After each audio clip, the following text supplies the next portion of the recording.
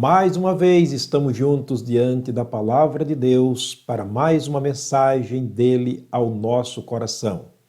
Vamos para mais uma façanha sobre o coração. Ainda lendo inicialmente em cada mensagem o texto inicial de Provérbios capítulo 4, verso 23, quando Salomão escreveu dizendo: sobre tudo que se deve guardar, guarda o teu coração, porque dele procedem as saídas da vida.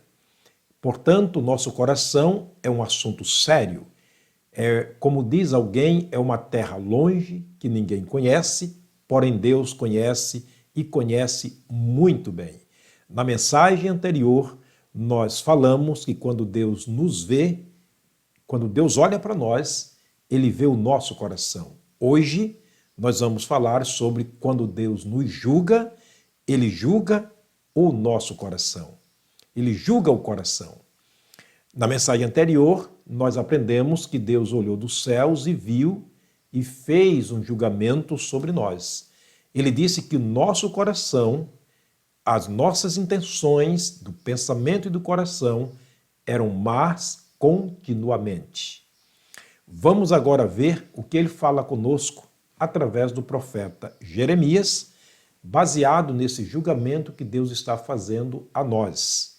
Aprendemos também na mensagem anterior que ele dissera que quando olha para nós, lá em 1 Samuel, quando ele olha para nós, ele não vê o exterior.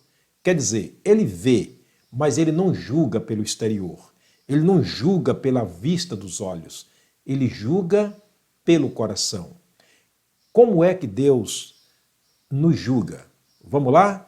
Jeremias, no capítulo 17, Deus usou esse profeta para falar sobre o julgamento dele, sobre a nossa vida, especialmente o nosso coração. Veja o versículo 10, versículos 9 e 10. Deus disse o seguinte: enganoso é o coração, mais do que todas as coisas, e perverso. Quem o conhecerá? Parece que o dizer popular tem razão, que o coração é uma terra longe que ninguém conhece. Deus faz essa pergunta para nós. O coração, ele é enganoso e perverso, mais do que todas as coisas. Quem o conhecerá? Ninguém conhece o coração. Nem você conhece o seu coração, nem eu conheço o meu coração, mas Deus conhece. É por isso que ele diz: dá-me, filho meu, o teu coração. Porque Deus sabe, conhece o nosso coração e ele sabe lidar com ele sabe como usá-lo para a sua honra e para a sua glória. O coração do rei na mão de Deus, ele o inclina para onde quer, já disse o rei Salomão. E aqui ele diz que no julgamento que Deus faz ao nosso coração, ele acha duas coisas terrivelmente perigosas para nós. Ele é enganoso e ele é totalmente perverso. Ninguém pode conhecer o coração. O versículo 10, Deus, por meio do profeta Jeremias, continua julgando o nosso coração e diz o seguinte: eu, o Senhor, esquadrinho o coração e provo as entranhas. Observa que ele está falando do interior. Eu, o Senhor, esquadrinho o coração e provo as entranhas, e isto para dar a cada um segundo seus caminhos e segundo o fruto das suas ações. Portanto, os nossos caminhos, as nossas ações, são elas dirigidas pelo nosso coração. Por isso, o salmista, na mensagem anterior, nós aprendemos que ele orou pedindo a Deus: sonda-me, ó Deus, e vê o meu coração. Prova-me e vê os meus caminhos.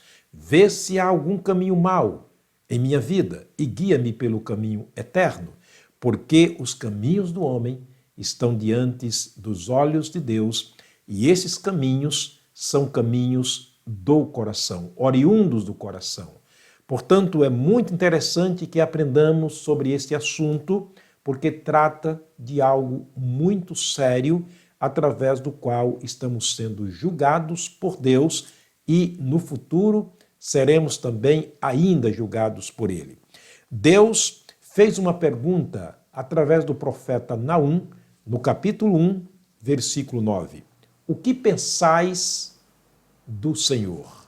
Não dá ideia de que ele está falando dos pensamentos da mente, mas quando chegamos em Mateus capítulo 9, nós vamos entender que os pensamentos referidos por Deus no capítulo 1 de Naum, do profeta Naum, versículo 9, se refere ao nosso coração.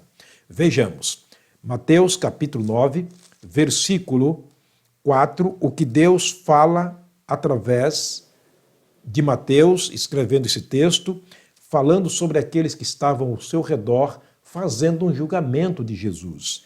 Enquanto eles julgavam Jesus, agora Jesus os julgava e fazia uma pergunta surpreendente relacionada ao seu coração. Capítulo 9, repito, o versículo 4 de Mateus. Mas Jesus, conhecendo os seus pensamentos, disse: Por que pensais mal em vossos corações? Observe então que o pensamento referido pelo profeta Naum é o coração referido por Jesus em Mateus capítulo 4, versículo 9. Aliás, capítulo 9, versículo 5. Jesus os surpreende dizendo para aqueles homens: Por que pensais o mal em vosso coração?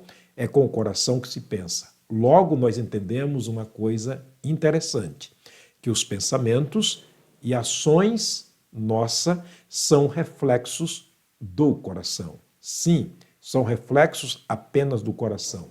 Vamos ver isso em Gênesis capítulo 3, como o coração, ou seja, os pensamentos refletem aquilo que está no coração. Gênesis capítulo 3, versículo 6, trata da tentação de Satanás a Eva no Éden. Quando ela aparece ali, Satanás travestido de uma serpente e fala então com Eva, tentando-a para que ela desobedecesse a Deus, mas ele estava usando naquele momento palavras que atingiam o coração de Eva, porque do coração procedem as saídas de toda a vida. E ele sabia que se atingisse o coração de Eva, atingiria toda a sua vida, e como realmente aconteceu. E não apenas a vida de Eva e Adão, mas a vida de todos nós como seres oriundos de Adão e Eva. Mas veja o que diz o capítulo 3, versículo 6 de Gênesis. Então, capítulo 6, capítulo 3, desculpe. É o capítulo 3, versículo 6 de Gênesis. E viu a mulher que aquela árvore era boa para se comer. Ela viu com quê? Com os olhos. Tem nada a ver com o coração? Sim, tudo a ver com o coração. Os olhos, a boca, as palavras, as ações são apenas reflexos do coração. E viu aquela mulher que aquela árvore era boa para se comer, e agradável aos olhos, e árvore desejável para dar entendimento, tomou do seu fruto e comeu, e deu também a seu marido, e ele comeu com ela. Veja que toda a ação articulada por Satanás aqui, que era exatamente a finalização do pecado, o que a Bíblia chama de pecado consumado, ele estava tentando levar Eva a esta prática através dos olhos, do desejo da carne, desejo dos olhos, a soberba da vida. Ela come, dá ao seu marido, ele come com ela e o pecado estava então consumado. Nesta questão nós entendemos que não é uma questão do pensamento, não é uma questão dos olhos, não é uma questão das palavras, mas tudo isto é um reflexo do coração do homem. Eva fez isto com o coração, Adão fez isso com o coração disposto a desobedecer a Deus, e por isso então a desgraça do mundo inteiro, o resultado do pecado, que é a morte. Espero que você esteja compreendendo a razão de Provérbios capítulo 4, verso 23, sobre tudo que se deve guardar, guarda o teu coração, porque é dele que procede as saídas de toda a nossa vida. O Senhor te abençoe, o Senhor te guarde. Sobretudo, que você saiba guardar o seu coração, simples e unicamente como trono de Deus, onde ele possa reinar e dirigir a sua vida e, através do coração, os seus pensamentos, as suas palavras, as suas ações, os seus caminhos, então serão muito bem ordenados. Eu quero terminar orando mais uma vez. Pai, muito obrigado, Deus, por essa grande oportunidade que temos de estarmos aqui juntos, conversando, falando sobre a palavra do Senhor, especialmente estudando este assunto tão importante, o nosso coração. O nosso coração que nós mesmos não conhecemos, mas o Senhor o conhece muito bem. E com certeza a tua palavra estará, ó Deus, abrindo a nossa mente para que possamos entendermos aquilo que o Senhor sabe sobre o nosso coração. Abre as nossas mentes, que o nosso coração seja aberto para o Senhor morar, habitar e trabalhar como sendo oficina do Senhor, nos preparando para uma vida melhor. Oramos pelas pessoas que nos acompanham, que nos assistem, que o Senhor esteja abençoando suas vidas, abençoando o seu dia, os seus afazeres, os seus pensamentos e os seus olhares, que em tudo o teu nome seja glorificado. Eu oro agradecido no nome de Jesus, o nosso amado Salvador. Amém.